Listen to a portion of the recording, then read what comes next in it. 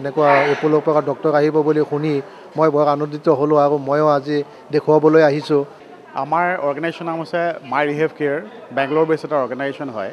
চ' আমাৰ ইয়াতে মেইন উদ্দেশ্যটো হৈছে যে বাহিৰত মানুহ গৈ পেলাই যোনটো পেচেণ্টে ট্ৰিটমেণ্ট কৰিবলৈ গৈ যোনটো হাৰেচমেণ্ট পায় সেই বস্তু যাতে নাপায়।